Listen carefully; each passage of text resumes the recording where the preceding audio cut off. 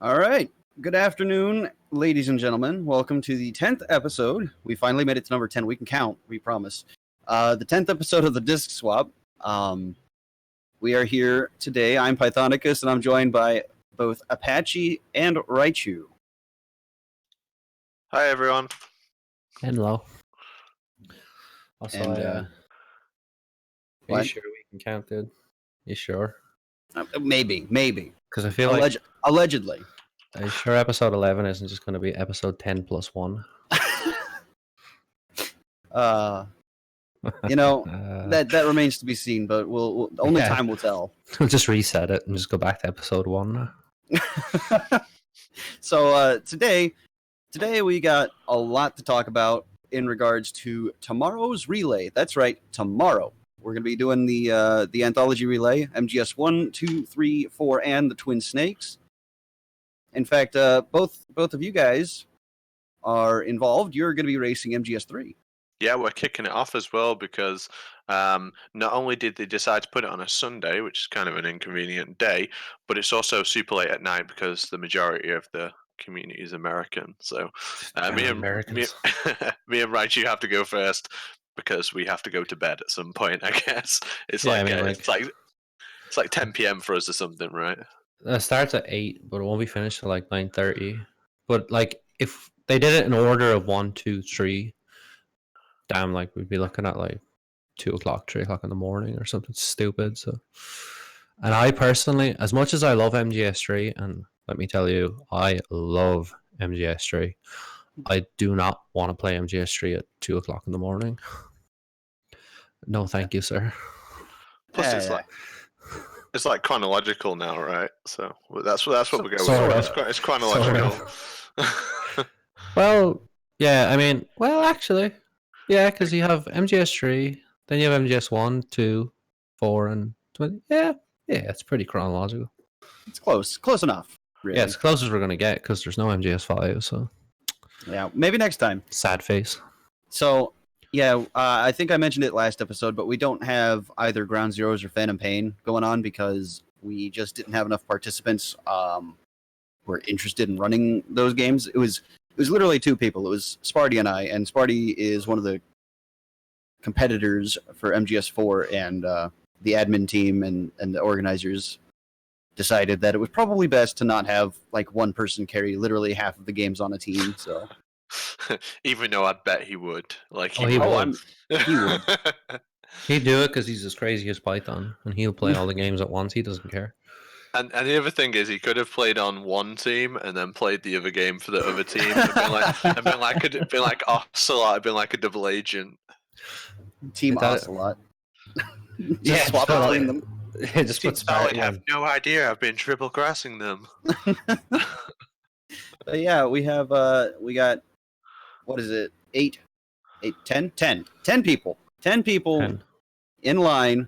In fact, as of last night and this morning, our boy Roy has got them all keyed in and ready to go.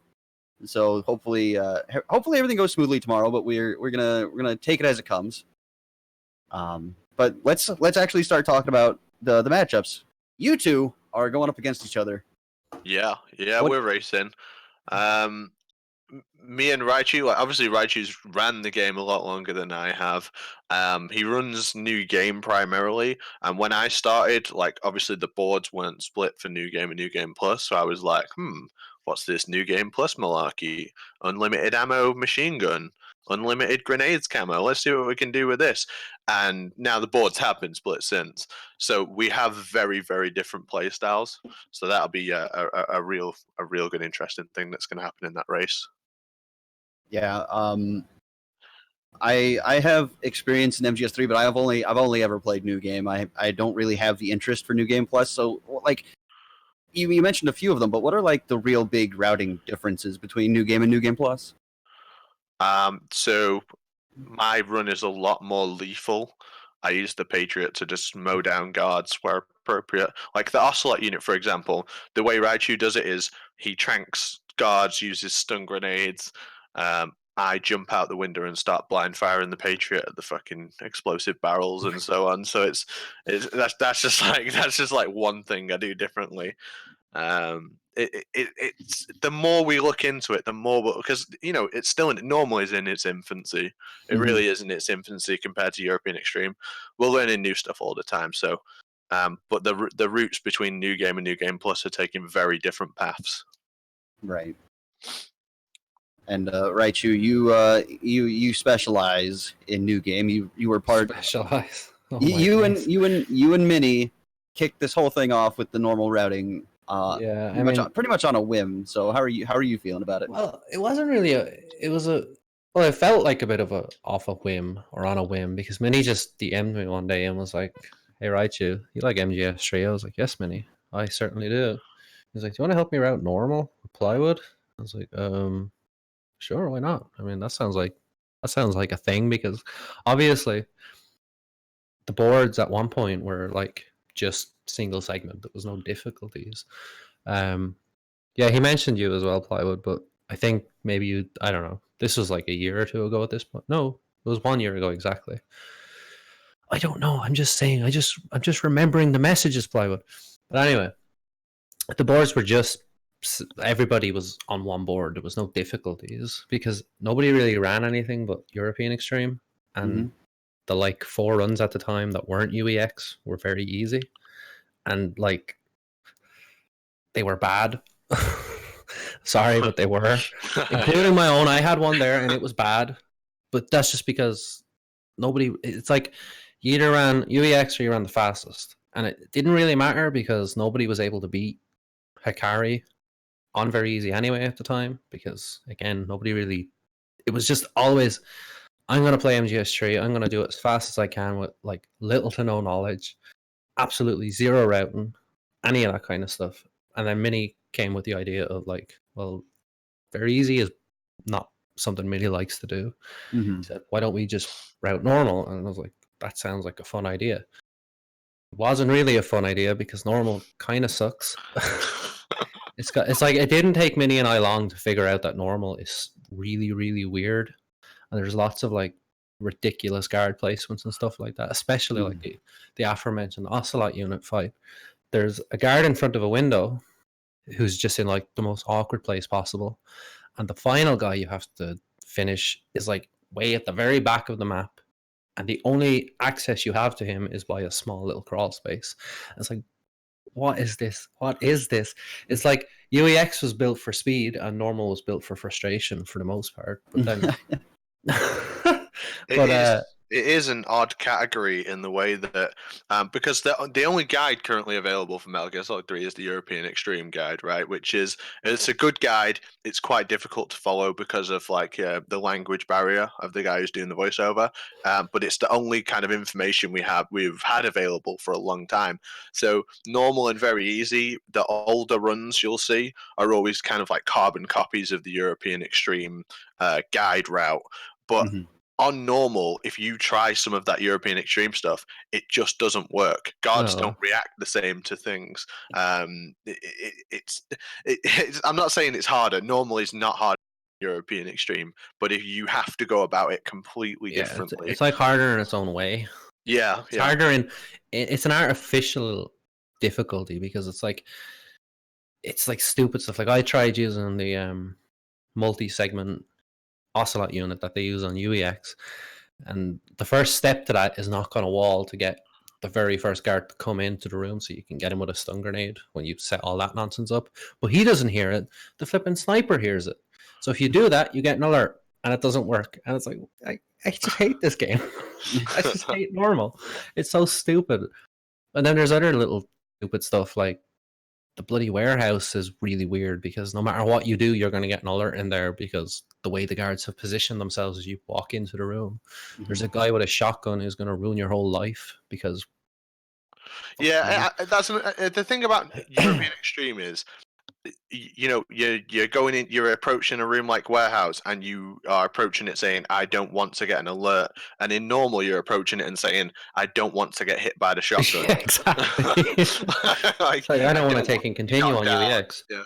I don't want to get bloody knocked over pellets lodged into my body for the next hour and a half or so. It's but normal is fun in its own little way, and it was definitely a fun project to route it with Minnie. especially because there was slight disparity between the way Minnie and I were playing. Like Minnie was playing on PS2, I was playing on HD Collection, and they're not mutually exclusive for them at all. I mean, simple little things like on PS2, your suppressors wear down faster. So Mini had to route suppressor pickups where I didn't. Or Mini had to do the pain fight differently than I do, because on HDC, you can just look in first person and his bullet bees don't hurt you. But on PS2, you have to dive into the water. So it's like a lot of little things that had to be changed between the way we were doing it. But it was fun, and it led to the boards being split and more active runners, because I mean, before Mini and I routed normal, MGS3 was dead. You know? I mean, I'll be honest. I'm pretty sure that European Extreme scares a lot of people on MGS3 because you don't have that. You don't have that option for game over discovered. It's just on. Period. Yeah. So you're kind of just, if you get like, I mean, my first MGS3 run was like, God, an hour and 50 minutes, something stupid, and that's with like 50 million continues or something ridiculous. I was like, I couldn't help that, because that's just, no, it wasn't an hour. No, it was an hour 50. Like, in my opinion, to learn a difficulty like European Extreme, you really need to learn how to play the game first. Metal Gear Solid 3 has skill sets that you have to learn. And I think with me and Raiju racing normal, you're going to see, like, because I'm primarily a VE runner, right? I enjoy running very easy in like every game, and Raiju runs European Extreme. And so he's going down to normal, and I'm going up to normal. So you're going to see, like, the way we approach that is from the way, from the main difficulties that we play, and that's why our runs will look so different. Well, another neat difference that we'll have in this in the opening race of the relay here is that one of you guys is going to be playing New Game, and the other one's going to be playing New Game Plus. You're going to be in your comfort zone in that regard. Yeah, it's because I know, like, there's definitely small time saves to be made with New Game Plus. It, like Apache mentioned, the unlimited grenade camo. So there's like Subsistence brought DLC camo. So like DLC has been around a lot longer than we might think. It's not new. It's been around for a long time. I just imagine people downloading flipping camos onto a memory card. Yeah, so they can have like, oh, it's ridiculous. You get like Santa Claus camo and all sorts of nonsense. One of them is the grenade camo, and the grenade camo gives you unlimited grenades. So it's not like Infinity Phase Paint, which gives you infinite ammo and destroys your rank. No, it's better. Grenade camo doesn't affect your rank at all. It just happens to give you unlimited grenades of any kind, maker description. So using that, you can spam grenades at the Pain, at Ocelot, at the Ocelot unit, and you never have to pick any up. Yeah, what it allows is during the Ocelot unit, I use a strategy where we mentioned before, there's a guard at the back for some reason who doesn't get involved whatsoever. He just stands as far away from you as possible, and we have different ways of dealing with him. Raichu goes to there's a small gap where you can see him and shoots him with the tranquilizer. But what I do is, after shooting everyone with the Patriot, I just stand and throw grenades over into the hole, and it normally takes like two. It's at least two, sometimes 3 or 4 before you get him. On New Game, you just can't do that, because then you need stun grenades for Ocelot. There's no stun grenades between you and Ocelot. And then I've come up with a new strategy for Ocelot where you just throw like 5 grenades at him to get like an infinite loop. And then you get to the Pain, and you don't have to pick the grenades up. The normal frag grenades, which we would normally use for the Pain, I don't have to pick them up at all. I can use flash grenades for the Pain as well. So I've eliminated like a whole menu. And it's just like a New Game Plus thing. And I found that because I went in with the mindset of trying to get the best time using the best, advantages I could find. And because they weren't, as I say, they weren't New Game Plus wasn't split. So I that's why I went, gravitated towards New Game Plus. And go ahead, Raichu. No, I was gonna say, the thing is, like, New Game has been what everyone ran on UEX, because stuff like unlimited grenade camo won't work on UEX the same way it would on the lower difficulties, because it's like, it's inadvertently, the game puts you in the best camo you need right at the start of the game with Tiger Stripe. But I mean, I've screwed around with like tuxedo runs and using spirit camos, like just messing around on UEX. But like, if your camo index is bad, when you need it to be relatively good, I mean, we usually hover around 25-30%. But if you're minus 25-30%, your whole life is just going to get ruined because they'll see you from the next room. Like I'm in Bolshaya and I have guards in Groznygrad causing alerts because my camo is so bad. It's like you can't afford that on UEX. So that's another cool thing about people picking up the lower difficulties. We can find all these weird little things out that just got ignored for years because, well, it didn't work for UEX, so I don't care about it. But Right. I care about it because I love the game and I love all the difficulties except hard. Hard sucks. And those are things Minnie and I just never thought of either because Minnie was running on New Game Plus, but his main goal is just to beat Metallica Snake, who also used New Game Plus. But even Metallica Snake just used the Patriot. He didn't do anything like particularly special with his, or he didn't use any of the special camos or anything. So it's amusing to see when somebody else, it's like always, and you know, Plywood and Apache have come in lately and they've just had like all these ideas. And it's like, that's the benefit of having people run the game because everybody comes in with their fresh ideas and their fresh minds and their new ideas. Like, wait, why don't we try? Why are we not doing this? Because this could save us time. It's like, actually, you know something? Yeah, that could save you time. Why the hell didn't I think of that? You know? I mean, Plywood's been running the game for like 2 days and he's come up with a bunch of different things. Yeah. It's like, Tons of stuff. Man, I love MGS3. Did I ever say that? yeah, same. I think it's my favorite game. But yeah, so that being said, you guys are running different new game categories, but your PBs are fairly close together. You know, Apache, you've got the 118.28, and Raichu, you've got a 121.52. How practiced are you guys feeling? Raichu's got a 119.48, I think. On New Game Plus, yeah. On New Game is a 121. And that was no low trick, right? Yes. Yeah, so bleh, low trick, bleh. Yeah, but I feel completely confident that I'll win this race.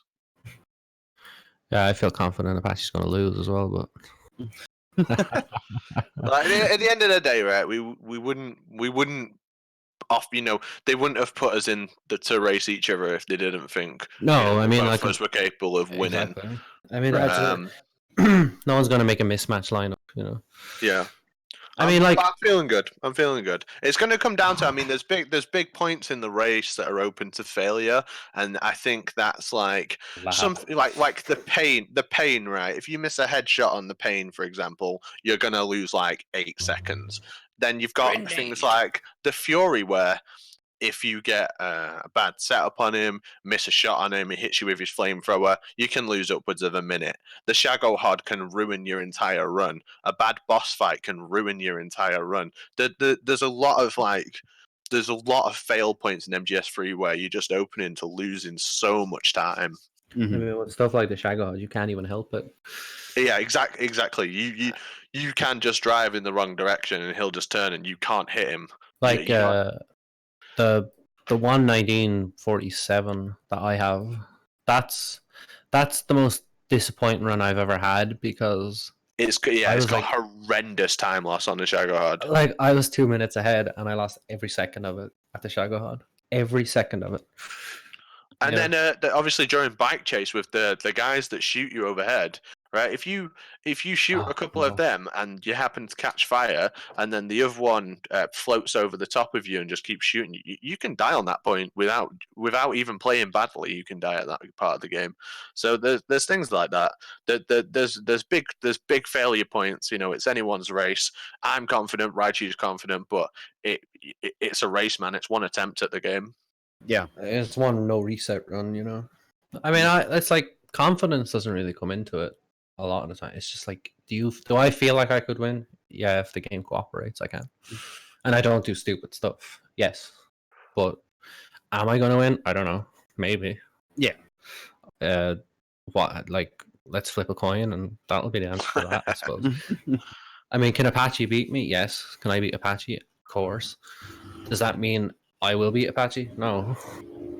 Well, if I don't beat Apache, am I going to retire from MGS3 forever? Absolutely. Will I unmod myself on the board? Yes, I will. That was a joke, but I'm not actually going to do it. Yeah, no one's gonna hold you to that. No one actually. The board would be worse for it, I think. You are banned. But yeah, no. I mean, I think that's enough talk about MGS3. I agree. Let's go ahead. No, I was going to say I don't want to tell you how to run your show, but I think we've been talking about it for too long now. no, I could go for another 6 hours if you want. Honestly, but like I could, but I really think we shouldn't because everyone's probably just like, "Oh, God, shut up." Yeah, it's fine. I was about to usher you guys along anyway, because we do have 4 other games to talk about, and we'll just go in order here. MGS1, we have an emulator race on Extreme between Tromboncino and Plywood himself. And to me, this is the revenge race, I think, because oh yes, the last time those two raced, Trom beat Plywood by mere codec mashing. that was an incredible race. I'm not lying when I'm saying that is one of the closest races we have ever seen on this channel or between any of the races we've ever had. I mean, nobody actually knew who won.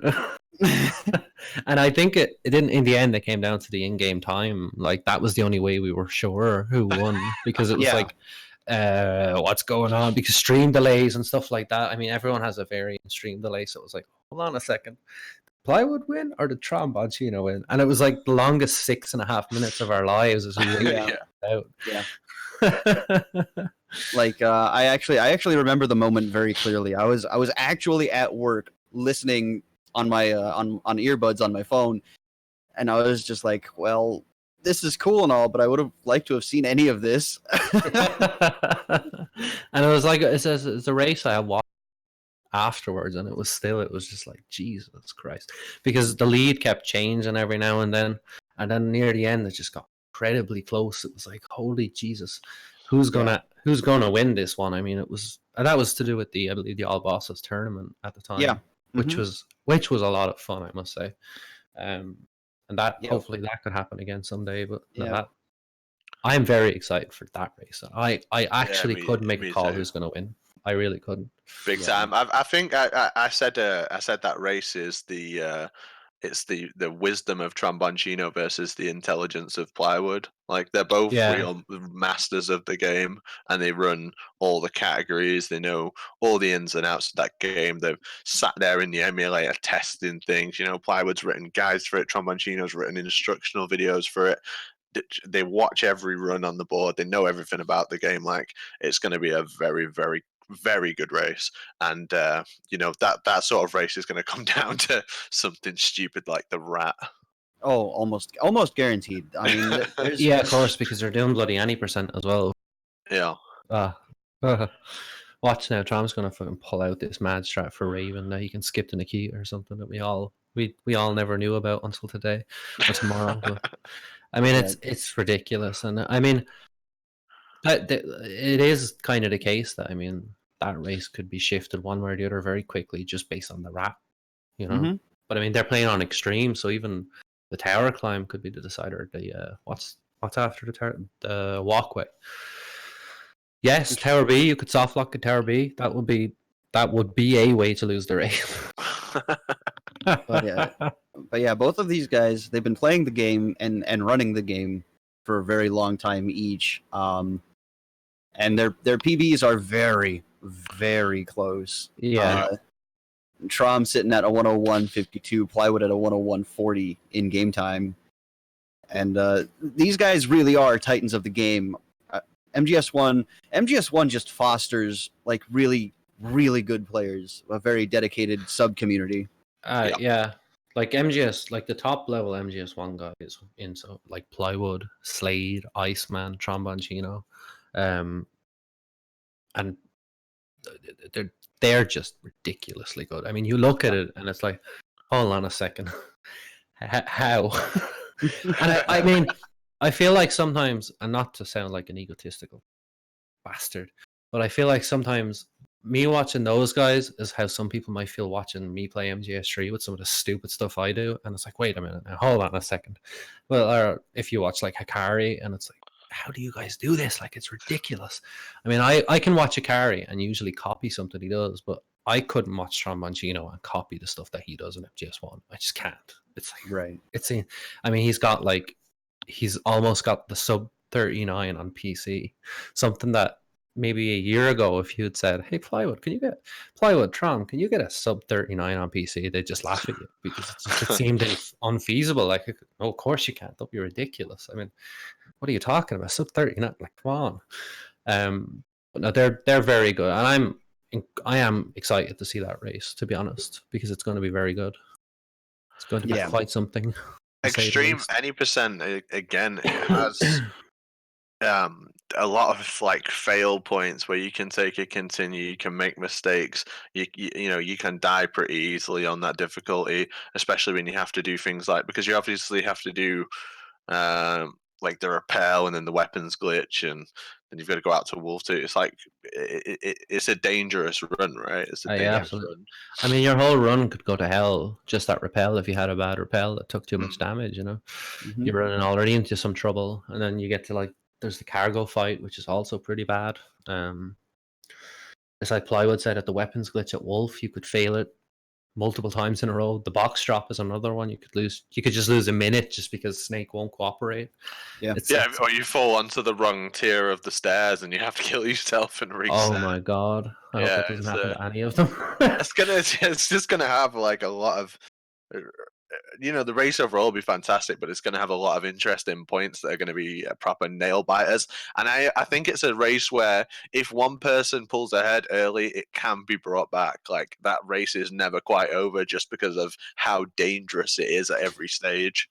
I mean, obviously, Plywood and Trom have evidence that their races are not won until the last codec is mashed. So yeah. And if I could give any, I mean, I'm no expert on MGS, so certainly not extreme, but I have played any percent, and if I could give you any advice, boys, it would be make sure your PAL card's properly defrosted and heated up. Yeah. I don't see that being a particular problem for these two, but it is always a concern. I mean, the PAL card can screw anybody at any time. It's a long walk back. Yeah, it's a long walk back. Or even if you leave the room a frame too early, there you go. Got to lose another minute straight away. Yeah. It's not like you can just pop back in for a second or two. Oh no, not in a Hideo Kojima game.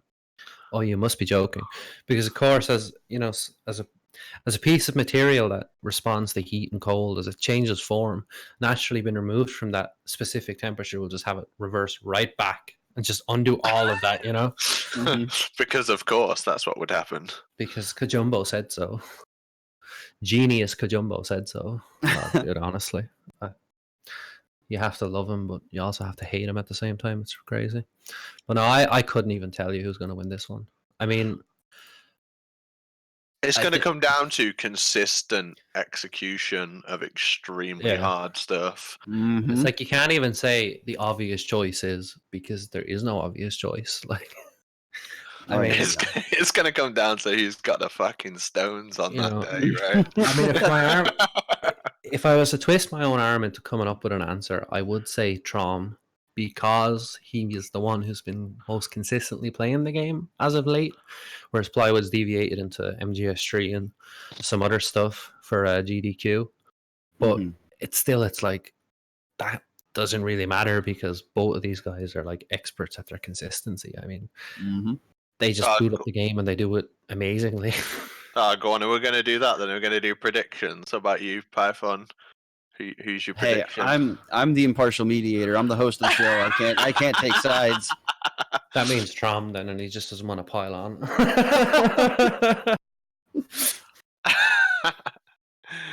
Nah, no way. I'll just get Roy to type his prediction in the chat here. I'm one of two people who do these anthologies single segment by myself. So I mean, he's the real winner. I'm interested in the show. I'm interested in the show. Who wins, who loses, not much.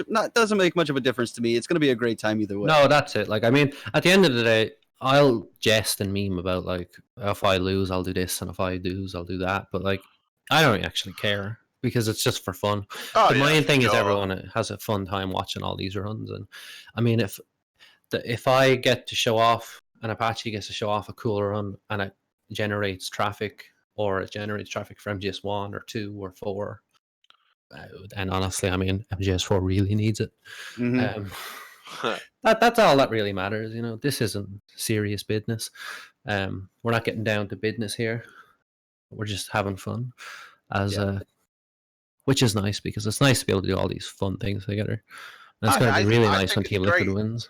I think it's great that like we have enough of a community, we have enough people who care about doing this that not only can we have like one set of people doing an anthology, but we can have a race between two teams, and then also have people who are interested in, you know, talking about it, doing commentary over it and stuff. It's like it's such a great show. It's such a great way to show like how passionate the Metal Gear speedrunning community actually is. Awesome. Yeah. Oh crap, dude! I gave my prediction for the guy on the opposite team to me. Damn it! All right, then I'm a disgrace. I'll vote for plywood. I'll go for plywood then. I'll go for plywood. But That's fair. Uh-oh. you guys are you guys are saying how it's great that we have the manpower, the willingness, and Yeah. the camaraderie. I do want to give it a hand. I do want to give a handout to the guy behind the scenes who has to put up with all of your junk, Yeah. all of everyone's junk. Precious Roy, who's running, Yeah, Roy. he's man. running tech for the Yeah. show today.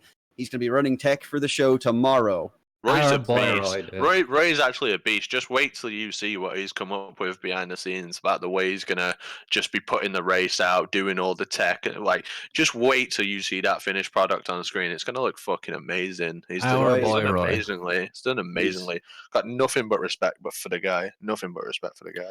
And I mean, he does this for free, out of like just because he loves us that much. That's it. It's I mean, the passion, man. It's the passion behind the hobby. That's the one thing I do love about this community is how much everyone cares. Sorry for swearing on your show so much, Python. By the way, it just came out. I'll try and stop now. It's fine. Next week or next show we'll have Iceman. He'll show you a thing or two. Oh Jesus Christ! Oh well, I may as well just get it out, right? I may as well just get it out. Yeah, like Roy said, it just fucking happens. I mean, you don't mean it to happen, but I think this channel is set for mature audiences anyway, so it's fine. So going in from MGS1, of course, the natural progression of things, to MGS2. MGS2 run on the PS2 Sons of Liberty release, PAL. Pal Soul. Wait a Soul minute. European Extreme. That that is a Wait. We talk a lot about Metal Gear Solid 2 and how many different friggin' versions there are and how many different ways there are to play it and how much of a nightmare it is for the board, but it's not often you're gonna get to see like Pal Sons of Liberty, right? We still take it.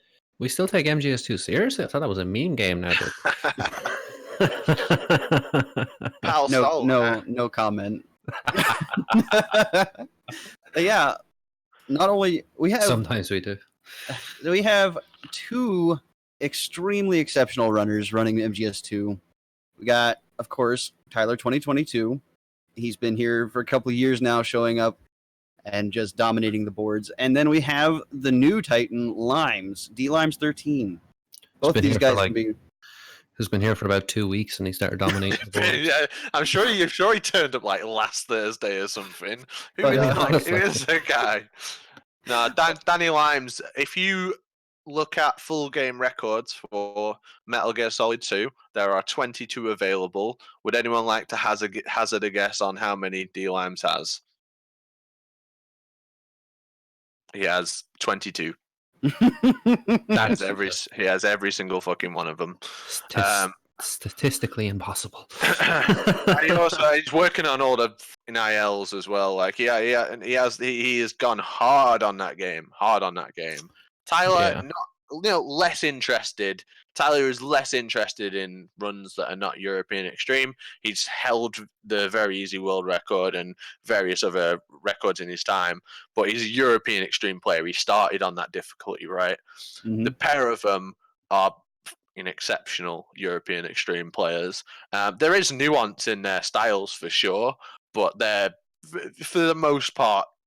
For the most part, they play the same. It's not like me and Raichi, right? For the most part, they do the same stuff. I think there's a difference between like Tyler doesn't grab the body armor, So and D-Limes they'll both does. be playing on New Game Plus. That's the big difference. Yeah.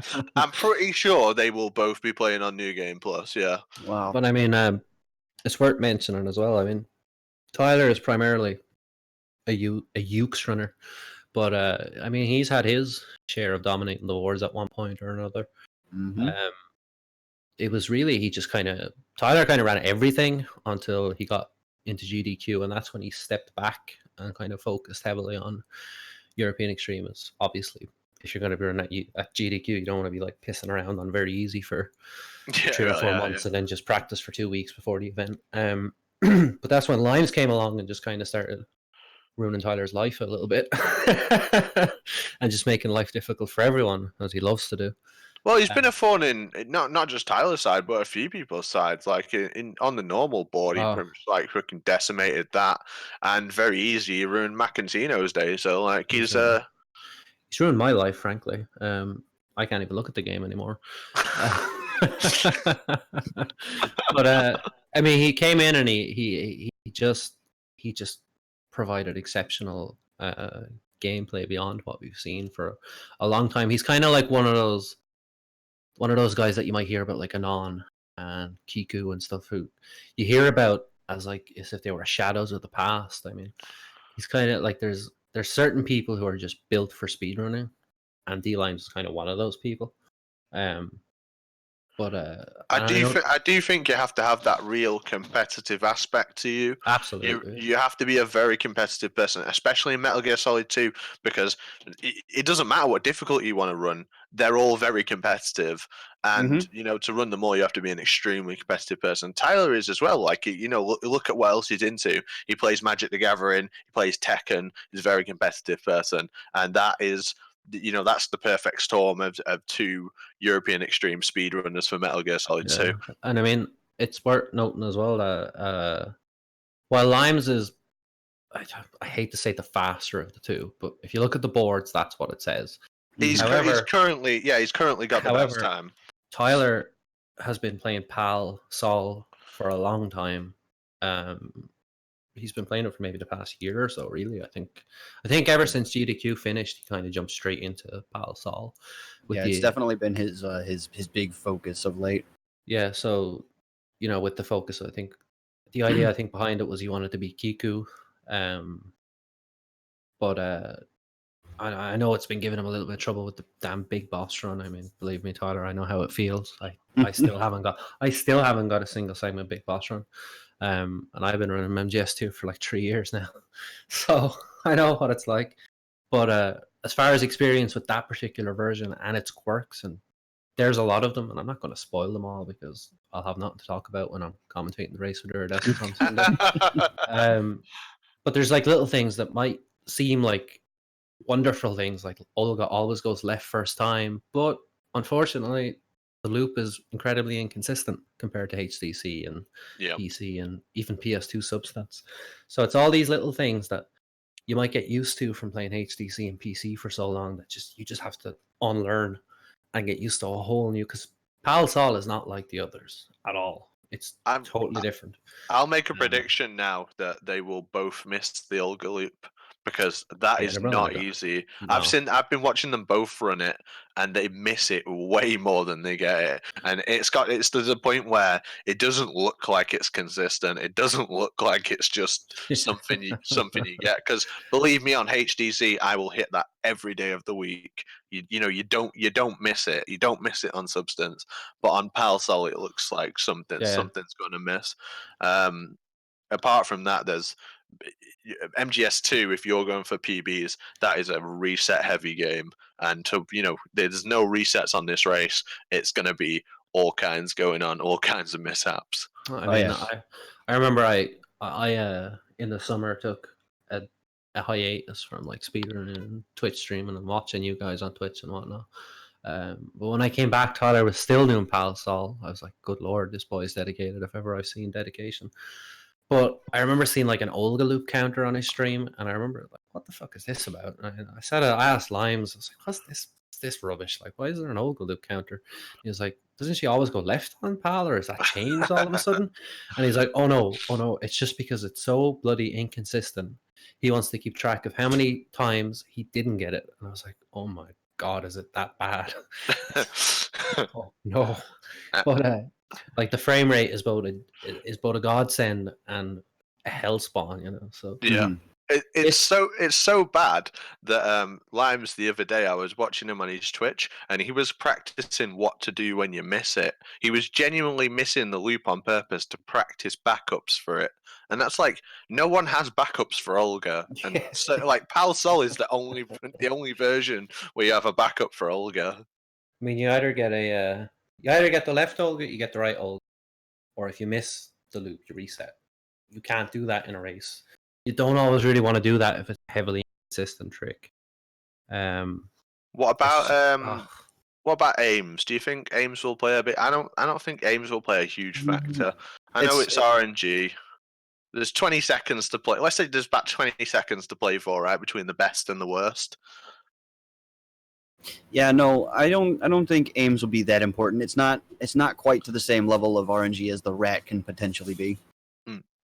Because I think Rat, you can lose tons of time when it's a real pain in the arse. But I feel like things like Guard Rush, taking a death on Guard Rush will be really costly. Hold 2. There's no 2-spot camera, so their pictures should be fine. Because 3 spots really difficult to mess up, right? The Marines let her in. Right. I don't think I've ever missed it. Just There's things another like thing. There is no 2-spot on PS2. I mean, yeah, that's what I'm saying. There's no 2-spot. know. They're both going to be doing 3-spot, so it's unlikely to be messed up. Yeah. Well, with these two, I don't think the major parts where the separation will come from will be probably things like Harrier, Rays, Tengu skips. Tengu 1 is a crazy dangerous room. Yeah. On PAL European Extreme. Tengu 2, I mean, Limes was testing the other day, you can do the choke method rather than getting kicked down by Snake, and I think he said it was a little bit faster if your health's high. So they're still looking into stuff. I'm really looking forward to that one in particular, though, because last time they raced, it was so close. I don't remember the last time Tyler and Limes raced. It essentially came down to their Solidus fight, right? Yeah, pretty much. It was a very, very close race on that. If I had to make a prediction on who will win, I'd say Limes because I know he'll fuck Big Boss off for time save. I know if he's behind, he'll just drop the PSG 1T and go lethal. And I don't think Tyler would. From how I know Tyler, I think he would always go for Big Boss over winning the race. There may be a gentleman's agreement in effect on that one. Yeah, if they're gonna make one, then fair. If they're gonna make one, then fair. But if there's no gentleman's agreement and Tyler was behind, he would stay with the Big Boss method, and Limes wouldn't. And I feel like that gives him an advantage. Right. But I guess moving straight along to the game that I don't think any of us know that much about. From MGS2 to MGS4. MGS4 Big Boss Hard.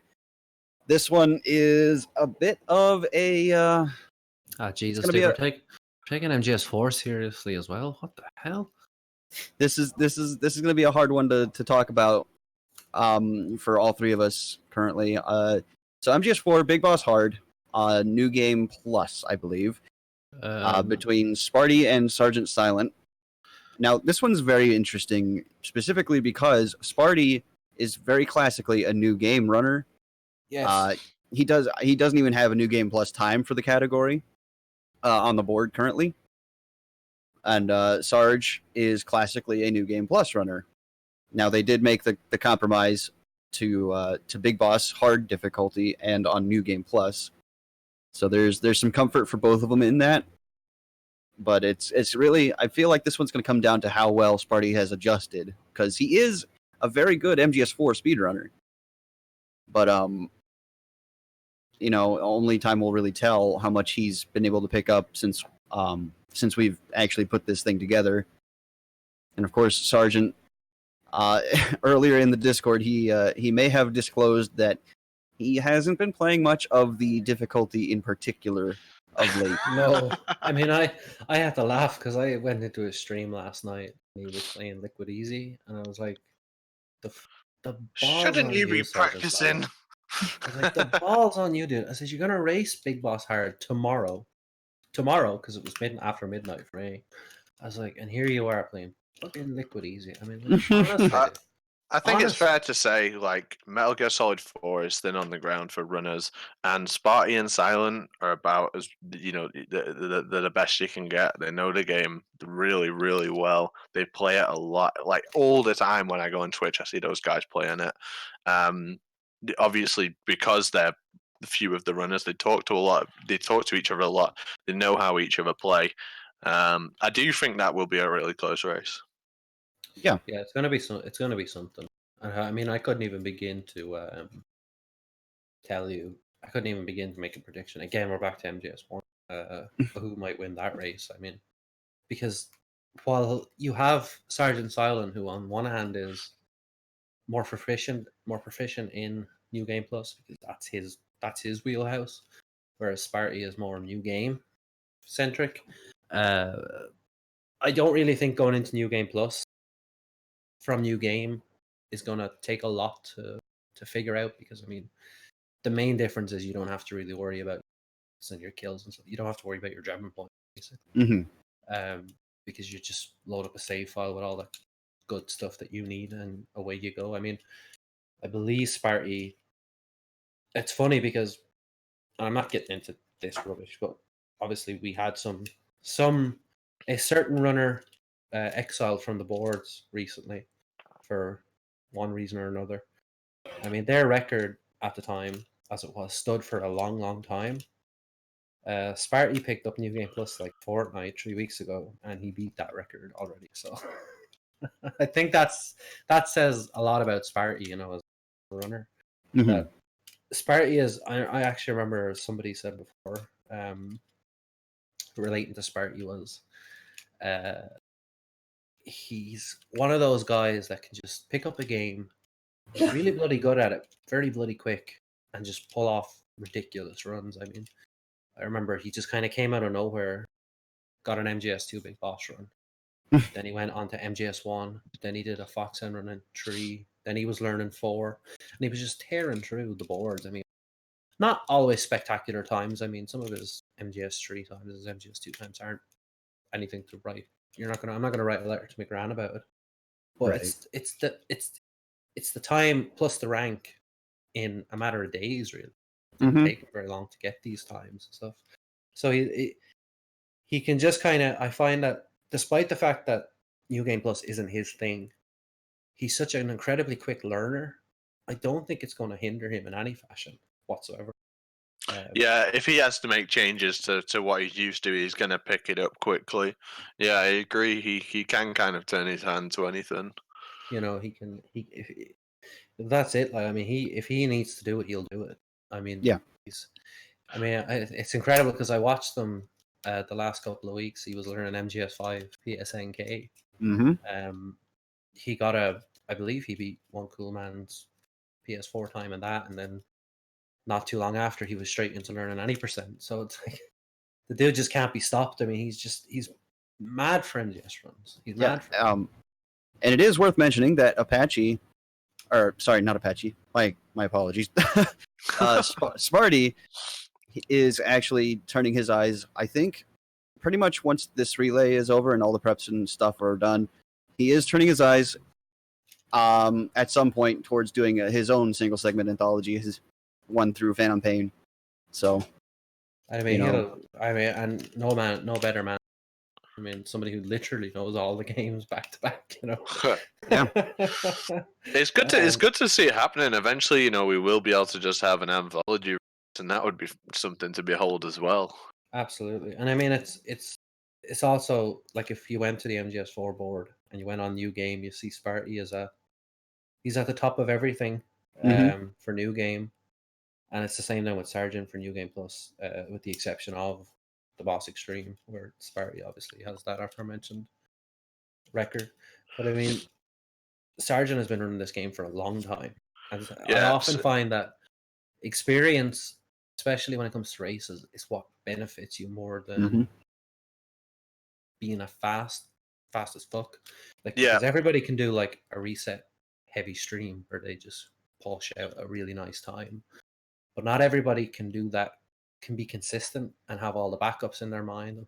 So Yeah, the player who's played for longer, they understand the nuance, and when they get faced with a weird situation, a guard doesn't do something that they usually do, or something a bit out of the ordinary happens, or your ammo count's a bit different from what you used to. A player who's played the game longer is more comfortable in that situation, and I think they're more comfortable in a race because of that. And I think like that's where Raichu will have an advantage over me in our race because he's played the game a lot longer. And I think that'll be the same for Sergeant Silent. so it's definitely hard to say, but I mean, I don't know. Obviously, I'd like Sargent to win because he's on my team, and I need that in my life. But I couldn't say I'd be surprised one way or the other, if you know Right. what I mean. Like if he lost, I couldn't say I can't believe you lost to Sparty, because Sparty is just very good.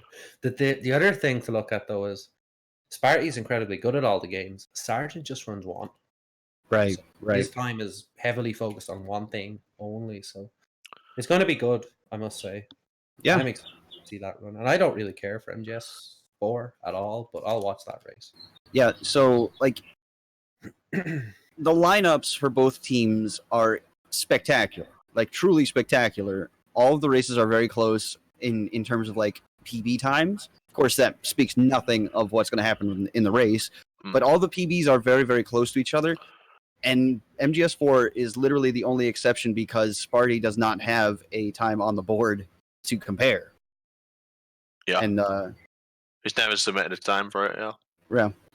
So this one might be a little surprising in that regard because where I know he has been streaming his attempts. I haven't personally been able to attend any of those, so I don't know how well he's doing. So for me, it'll be a nice surprise to see how that goes. What will be nice for him as well is that he can submit that race as his video for that category.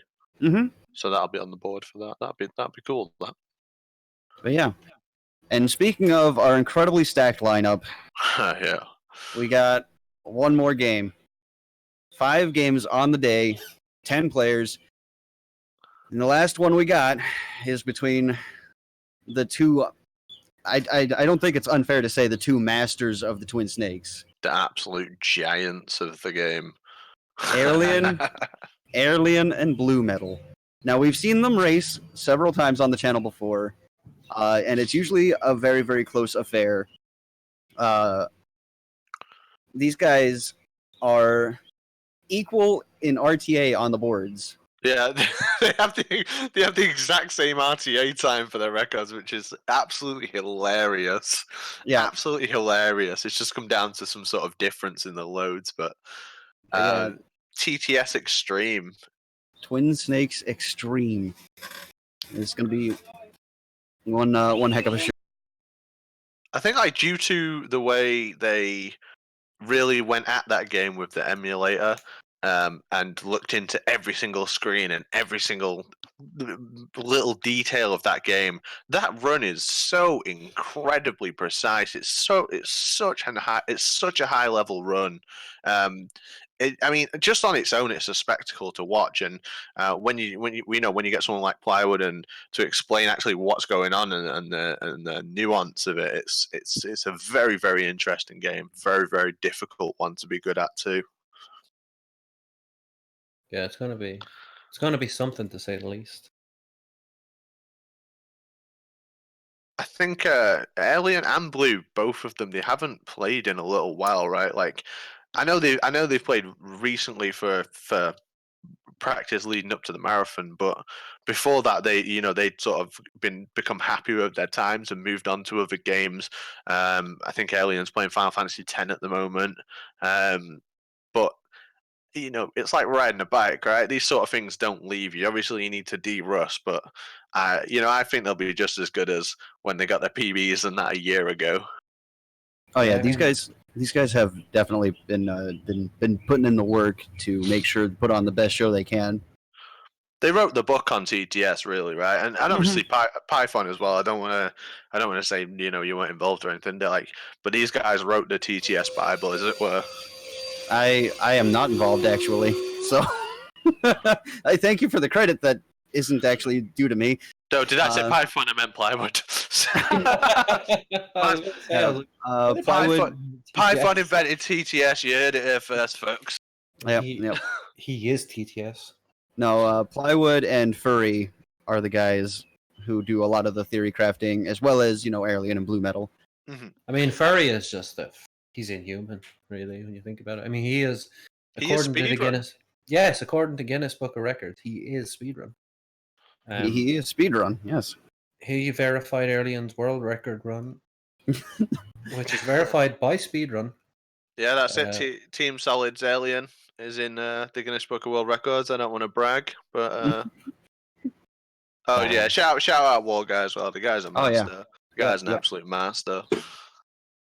Yeah, I'm not over familiar with TTS because I really don't like the way it plays on a GameCube controller, if I'm honest with you. But the game to watch is very, very enjoyable. Mm-hmm. I mean, it's like we could just talk about everybody who made some sort of difference to the game, but I think we'd be here for days, yeah. Yeah. I mean, obviously the likes of with Alien and Blue, JMC, Furry, Wall Guy, Plywood. I mean, those guys came along. They absolutely tore that game up and down, and they created something unbelievable. I mean, I think that's the power of when you've got a game that runs well inside of an emulator. You can can do a lot with it. If we could run MGS3 inside an emulator and set what they call save states and things like that, you really can tear a game apart with that. And I'm not discrediting the work they've done, but because they had the tools there. Well, I mean, it just takes the tedium out of resetting rooms and stuff. You know what I mean? Because the thing, you can always reset the room to have the exact same circumstances when you walked right into it. And sometimes if you just take a continue in places like the tank hangar when they were developing strats for say that, if you take a continue at the tank hangar changes completely. Patterns and stuff are different, so not having the save state would just make that a nightmare because you have to exit the game, load a save, go back through the heliport. I don't think Furry would have had the patience to find a lot of stuff he did. I'm not crazy familiar with TTS, but I have watched a lot of Joseph Joestar playing it, and I would say that the tank's a hard boss, right? That's a big fail point. Tank, I think, is probably the boss. The tank's a bit rough in Twin Snakes, yeah. It doesn't look easy from watching streams of it. Yeah, it doesn't look easy. I mean, especially on Extreme, it's apparently it's hell. And there's something that, again, these guys had an issue, and they worked together to kind of create some way of I think the way it works now is if you throw a magazine and shoot them in the head, it counts as if that was a stun grenade or something. Yeah. Just something so stupid that makes absolutely no sense. But a bunch of guys just fucking around just came up with this ridiculous idea that let's chuck a magazine at a tank, shoot someone in the head, and it's going to count as a stun grenade. It's like, excuse me? What? But yeah, no, that's God bless, honestly. To speak of the bosses, actually, the bosses have probably seen the most work out of any of the bosses in any of the Metal Gear Solid games in Twin Snakes. For instance, I think they're on either the third, fourth, or fifth iteration of the ninja fight. Yes, the ninja. Remember, I don't know if you guys remember, but I remember when the ninja fight had frame perfect inputs. Yeah. I remember that shit show. Not that I ran the game, but I just remember it. And Yeah, and Plywood brings up in chat as well. Mantis himself has also gone through at least roughly 10. Yeah, I actually remember that as well. I just remember briefly that it was faster to use lethal, and then it was faster to use the M9, and then again it was faster to use lethal again. It's like it's always like, and it's just how it's like Apache and I have mentioned. Making a guide for MGS 3 is just going to be. It's not worth doing right now because how quickly it could change just like that. I mean, if you look at like Twin Yeah. Snakes, Yeah, everything just changed. I mean, I was thinking, I'm gonna put together, a nice little guide for this very easy. And then Plywood came along and he changed like 8 things, and then I changed like 5 things. I was like, oh god, thank God I didn't make it because like Just half like of it'd be wrong now. you just obsolete your guide within minutes. Like, Yeah. So just imagine like making. I mean, there's so many videos floating around about how to do it. I mean, Wall Guy on his emulator run had this like he got all the frame perfect hits on the Ninja, and then I think it was only a couple of weeks later, Furry came and was like, "Oh, by the way, we can just loop him in phase 1." LOL. It's like okay, cool. At least now, and now the Ninja had turned from like the Ninja had become an annoying fight to a bloody difficult fight to basically a really really easy fight that it's just easy now. Anybody can do it. I mean, I can do it for Christ's sake. Yeah. And it's stuff like that. It not only benefits the speedrun, but also makes it more accessible. Because I mean, how many people want to run a game where you frame perfect inputs in a fight that's about 15 minutes into the game? And it's like nobody wants to do that. Like, it's not fun. It turns people away, and even the high people just are just like, Jesus, do I really want to run this again? And I mean, you have like Erlian who, spend 4 hours RTA to save 5 seconds at the torture scene or whatever. But he's like the crazy prison roll thing or whatever. Oh yeah. But, it's just like there's just so many ridiculous little things. We're gonna see stuff like that in the run, and Furry's doing commentary, right? So he'll be able to point out all this stuff as well and explain it to the viewer like me that might not understand what you mean is the technical aspects that are going on. What I think you meant to say was speedrun is doing commentary. Yeah. I have had the pleasure of being on a co-coms with Furry on one of the Twin Snakes runs within the last year. The guy definitely does know pretty much everything about the game. Yeah. I couldn't think of I can think of very few other people who could bring that sort of knowledge and clarity to the run. The thing about Furry is he doesn't just know the speedrun or the strats. I mean, Furry can tell you about the game insofar as he can tell you how many hit points Mantis has, and how much damage an Akita swing will do versus a punch. It's like he knows if there's something he doesn't know, it's inaccessible information. I mean, he's looked at the memory values and all this kind of other stuff in G Engine and what. I mean, he's basically he's one step away from just having ran a TAS of MGS Twin Snakes. It's like I know a lot about MGS3, but like if you ask me how many hit points does a shot of your M1911A1 do, I'm shoot somebody. If you shoot a guard 6 times, he's dead. So I guess it does 1/6 of a hit point. I don't know. Like I have no idea. I don't know how many meters away guards can see you depending on your camo index, stuff like that. It's just like it's incredible knowledge, and it really helped everybody kind of advance the game. And it's like one of these things. It's never the effort of one person. It's always like a collective group of people. It's like when I have Plywood and Apache, even though they're in an opposing category to me, it still benefits me because these guys are here and they're improving the run for everyone. Like these little things help you, but they also help everyone else. And I mean, for Furry doesn't really run the game that much anymore. So all of his kind of finding and stuff it was a completely unselfish act. It didn't benefit him whatsoever because he didn't intend to run the game really anymore. He was just finding for a group of his friends and people he really cared about, and speedrunners he admired and whatnot. He did the same thing with what's that game called? Mega Man Legends? Yep. There's another like Blue and Alien are also incredibly proficient at that game. There's a game I'm terrified of. It's like, you go on the leaderboard and their names are right at the top, It's like wherever they go with each other and they just I know. They really pour themselves into the craft. It's definite. Absolutely.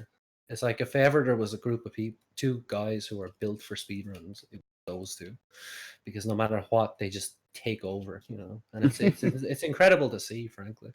Yeah. But I mean, I could not tell you who's going to win that race. And I know I've said that about like the last three, but I'll go with Blue just because I've seen Alien have some unfortunate flubs in races with lasers and stuff. So Mhm. The thing I think you've got to appreciate about Alien is he's the youngest runner out of everyone in the race. He's 20 years old, right? He's the youngest runner, and I think he will feel nerves more than other people just naturally because of his age. And I think that's what might have affected him in the past, when he's flubbed in runs. But I believe in him. I think he'll take it this time. Well, I think the thing is, it's not even his age or how he might be nervous or whatever. Like Alien just does not give a fuck. He speedruns like he doesn't give a shit about anything. It's like every run for Alien is like his last run, and he just wants to have it be as fucking YOLO as possible. And just do all of the craziest nonsense you've ever seen in your life. And the boy doesn't care, and God bless him for it, honestly. I think something people need to understand about the race, and like obviously we have a laugh and we're like, "Oh, Team Solid's going to win, Team Liquid's going to win," and you shit talk your opponent and that. But what it really is like a community effort of how good we actually are at these games and how much work we've put into the routes and how much we know about the games and how much we can do and how far we can push them, and that's what it's really about. It's a real showing that like as a community we've just put hundreds of hours into this stuff, and it's just going to be amazing. I'm looking forward to it so much. Oh yeah, this is so. As you posted, Apache, as you posted on the website article leading up to this, we are looking to do this more often. We are looking to do this about every 3 months or so. But this is essentially the culmination of everyone's work in the series in total. Mm-hmm. Of course, we're missing a few games here and there to call it a true quote unquote anthology. How pedantic you want to be about that? Yeah, I mean, like, where's Peacemaker? But the fact of the matter is, there is a lot of overlap in the MGS series for runners. Like Apache, you run 1, 2, and 3. Raichu, you run 1, 2, and 3. I run too many of them. I run all of them. But no, it's literally displaying what we as a community have done in the past 10, 15 years. Wait, did you say I only run one game? No, I said you run 1, 2, and 3. Oh no, I don't. I just run 3 and Peace Walker. Oh well, right. Yeah. I don't run MGS2 anymore. That game is He has. I don't know. MGS2. What a meme, dude, honestly. But no, continue, Python, sorry. But yeah, the Twin Snakes is the anchor for the relay for the marathon. Like I said, the two are tied RTA at 56 minutes and some. They are 5 seconds apart in game time. So that is a lot of pressure. Depending on how like the rest of the team does, of course, but that's a lot of pressure to be putting on these two guys. But I think I couldn't honestly think of two better people to bring up the caboose on the train, as it were. No, I'm definitely I'm no Twin Snakes runner. I've dabbled in it here and there, and maybe one day soon I might buy a GameCube and play it again. But I mean, it's definitely nice to see it involved in a race because it is the forgotten Metal Gear, really, isn't it? I mean, obviously there's much more forgotten ones such as like Acid and Rising, but out of like the main RAN games, it tends to get kind of put on the side and not really talked about. And it's nice that we as a community do involve it as much as possible. Oh yeah, I think it's fair to say Involved. as well, future anthologies, they're not going to necessarily be the games that are ran in this one. Like, we could see stuff like Ghost Babel, Metal Gear 2, etc. And, even possibly Acid. It's just being routed at the moment. Like, we could see an Acid race in the future. If you run a game, if you run a Metal Gear, any of the Metal Gear games, you're interested in learning one, pick it up and then submit to the anthology race in the future. It's a good chance it'll get thrown in there. Just Yeah, come in and MGSR and we'll teach you by We'll make you exposing learn. we have our ways. Uh, yeah, and of course, as we generally tend to do as we close things out on the show, we have absolutely got to shout out the website MetalGearSpeedrunners.com, including the wiki. So if you do want to learn any of the games, all of the information is there for you, presented in as nice a fashion as we can possibly manage. There's a lot of people working behind the scenes to make sure that everything looks generally presentable and is like I said, a very, very good resource to draw on. It also includes articles written by community members, which, as we mentioned last episode of the Disc Swap, we mentioned that these articles are opened up for anyone who wants to try their hand at writing one. Of course, Apache was not previously on the writing team, but we've gotten one from him regarding the anthology relay. yeah, that was fun. I enjoyed writing that. Yeah.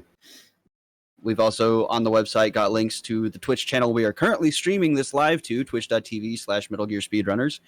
It's got a link to our YouTube channel where all of the VODs for both Disc Swap and any future marathon or event runs happen. They will be posted to that YouTube channel. And of course, the Disc Swap itself has a home on Spotify, Anchor, and Podbean. Just open up any of those services and search up the Disc Swap or MGSR, and you should find it pretty quickly. So, any closing thoughts from you guys? Team Solid's going to win the race free. Anyone on Team Liquid's a loser. I'll counter that point by saying Liquid is the dominant one, despite what the game would have you believe. Solid Snake was the inferior twin after all. Nah, good Confirmed it. Good luck to everyone in the race, and I just hope everyone plays their best. That would be the best situation in my opinion. Everyone playing to their absolute strengths, and it's going to be a joy to watch, commentate, play in, and be a part of. Mm-hmm. Good luck to everyone except everyone on Team Solid.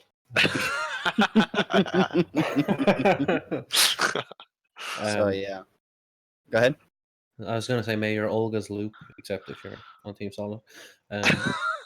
May your Fury go left unless you're on Team Solid.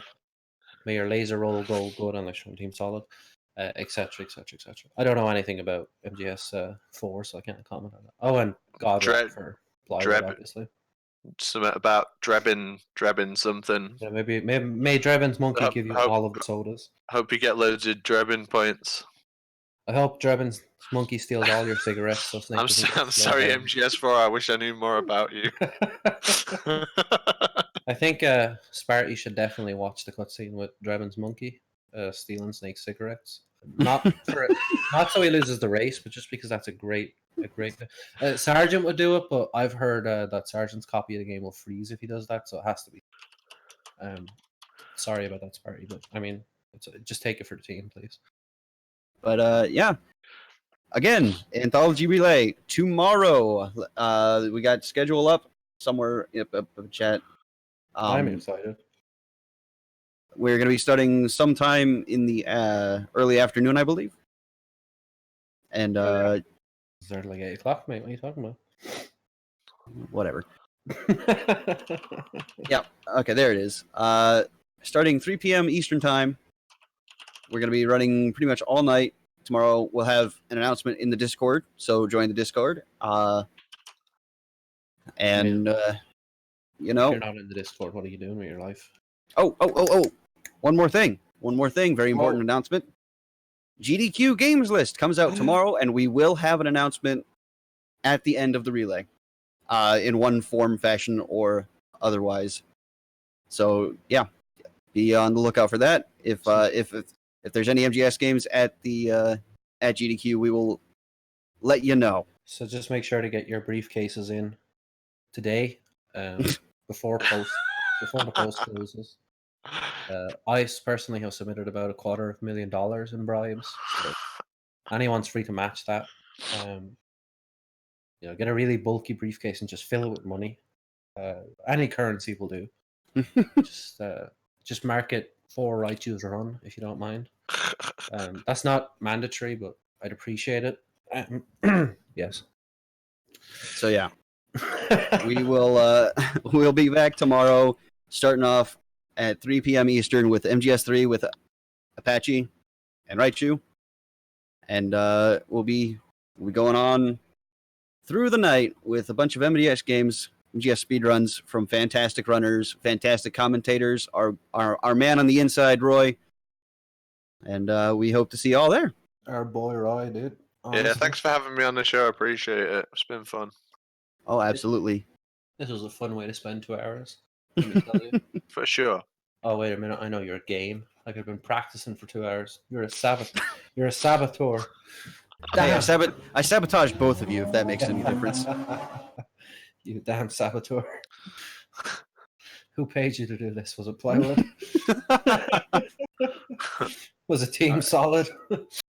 But thank you guys for watching, for listening, and we will see you guys later. Peace.